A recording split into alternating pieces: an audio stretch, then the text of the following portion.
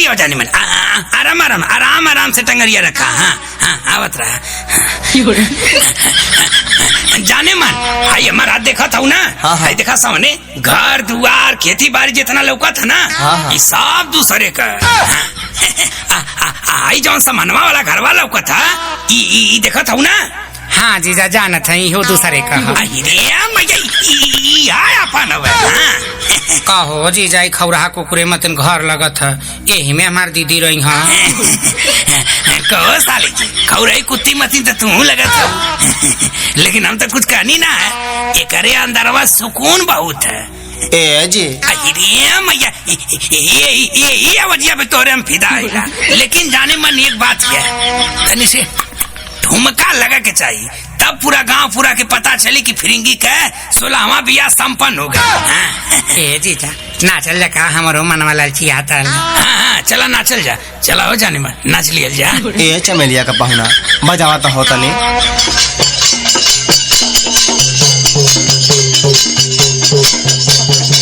हाय रे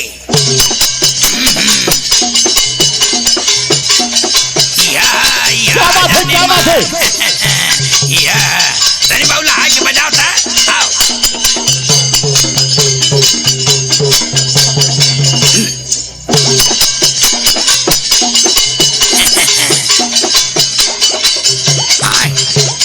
हे बुढ़ाऊ हे बाबू एक बाबू बंद कर कैसन हो साड़ू भाई कैसन बंद कर डाला गाना। अरे लवला कुनमा बंद कर रही हो कैसा नहीं नाच गाना लेके लवंडी लवंडा घर में आयल हुए। अरे बूढ़ी बड़ी खुशी की बात है नाचा तू। लगा था बुढ़वा का बाबा सिरिया पठरिया सही हो गई का। लगा था वही खुशी में लवंडी लवंडा बोलौली है नाच गाना करावत है। तो ये बुढ़ऊ हाई पटोहियों के ले लिया नाचा खाती। अरे सबके लेके नाचा इससे ज्यादा खुशी की बात का हो सकती है। ये पटोहिया हूँ नाच लिया वाह वाह वाह। अम्मा जी चप्पलवा निकाल के नाची। अरे तो जैसे मन करे वैसे नाच लेकिन नाच मुकवा पे। हे बाबू बड़ी खुशी की बात है तनी गाना गाओ तो बढ़िया झमकौआ वाला। हर आँखें में कजरा होठ पे लाली मैया तोहर जीजा लगाइला।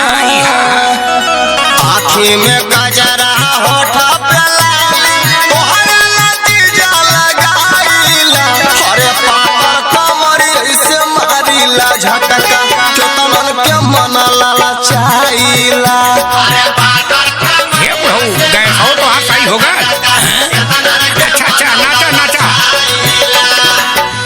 वाह का लवंडा नचाओ था बुढ़ऊ दुआरे पे। हाँ पूरा करेजा गदगद हो जाता है। कहो जीजा ये के हो।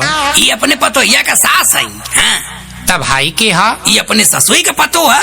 मारे दिमागवा न काम करता कौन कौने का सास है कौन कौने का पतो है। अरे साली जी कुल पूछ के का करबू ये कुल दोनों घरमा का नौकरानी आई। करे बुढ़वा लौड़ा का पूत का काले नौकरानी काले है। नौकरानी ना महारानी महारानी कानी है पागल वाली बात करे लू। कहो जीजा कि कैसन इतना चढ़ चढ़ के तोरे सिनेमा पे बोलत ही है। आई नौकरानी है तो कैसन महारानी बतावत। करे हटैया करे सत भटरी त यहाँ नाचे गावे आयल है कि आधार कार्ड बनावे आयल है कि इतना बेवड़ा पूछत है। अरे कैसा रे बुढ़िया बड़ा चढ़ बढ़ के बोलत है धक नटलवा दाबे दो पिछवा से पिसान फेंक दे। हाँ मार माई बिया जे बुटुआ यहाँ नाचे भाग हमरे दुआर से टोके ना नाचे के है। हे बुढ़ऊ ई वाली ना नाची हमरे दुआरी हऊ दूसर की वाली नाची। अरे कैसन रे तोहर दुआर रे बुढ़िया कैसन तोहर दुआरी मोरे जीजा का दुआर है। मन नाचबो गाइबो जवन मन करी तावन करबो। जीजा का दुआर करे लौड़ा का पुटी टोके जीजा उजा काहे कहठिया। अरे बूढ़ी जीजा ना गीजा गीज गीज गीज के गावा नाचा ये कहत ये मत बोला सड़ुआई मरवाई के छोड़बू का है। नहीं बुढ़वा कुछ न कुछ तो गलत कैले हवे अटा शुरुआ से है कुल करे ले हमके शंका बुझा थी। अरे नहीं बूढ़ी हमार खुशी तो हरन खुशी है। हे साड़ू भाई तनी एठे कुल झमकौआ उमकौआ बजावा था बूढ़ी के दिमाग हल्लू खोखे दा। साढ़ू हे बूढ़ी तू नाचा था। एक चढ़ल मोर जवानी पियावा बुझना परसानी पियावा बुझना परसानी पियावा बुझना परसानी पियावा बुझना परसानी तनी सिलवता होगा रे परसानी। एक चढ़ल मोर जवानी पियावा बुझे ना परसानी। रोज रतिया में जाला कोहना हो जीजा हो बड़ी तंग करेला। रोज रतिया में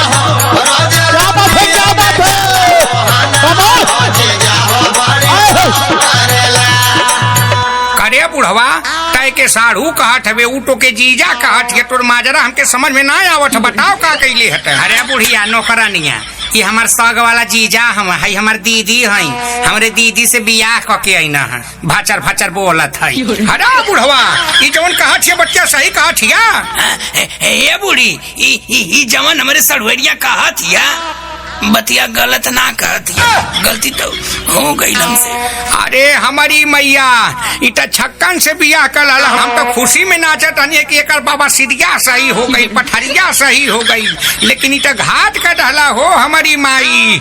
अरे हमारी मैया, अरे ललमटिया कमाई, अरे सिलवा कमाई, अरे चावा वाले के दौरा रे पुटमोनी कुल्हने बुढ़वा तो बियाह कर लहला। आई हो माई। अम्मा जी हमहू रोई। अरे रोटी कहे न रे पुटमोनी, देखा था बुढ़वा आगे वाला गेट छोड़ के पिछला वाले गेट पे हावी होठा तब पंडित कुछ भी रोटी का है ना। हाँ लेकिन मेकअपवा बचाए के रोइए, हमहू मेकअपवा बचाई के रोवत है। अरे रोटी का ना बुढ़िया, रोह रोह जितना रोह के बने, लेकिन हमार जीजा हमरे दीदी की ना छोड़ी। अरे तो पुटमोनी मैं ही कहाँ छोड़ा था, जियता जी बुढ़वा के शरीर पे लगा।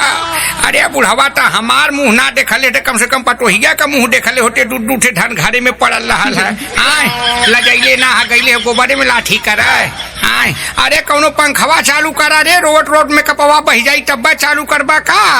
है बूढ़ी है अपन रोवल धोवल बंद करा, तो के ज्यादा दिक्कत होगा तो घर से निकल तू। हमार जाने मान कुछ दिन ले घर में रही है, जवन तू धन का बात करत अलू पतोहिया का तो ओके छोड़ दा, जवन ओकर घटल बढ़ल रही हम देख ले। अम्मा जी मैं इस दोगलवा के साथ नहीं रहूंगी, मुझे इसका चाल चलन पहले से पता है। अरे चुप रहे, यहाँ करे जब में आग लगा डला तो के चाला चलन भागत है। बुढ़वा तो के डोढ़ा कीड़ा काटी ढोला पड़ी और कोड़ होई तो के कुल जवन करत हवे करता हमहू कहीं नहीं, लेकिन केहू न जल कहो का कि कहाँ भल हो, कैसन झगड़ा करत हो दुआर में का भयल है, ला सुना का भयल है। जियते तू हमारी रखता हवे में हरी बुढ़ावा रे करत शराम।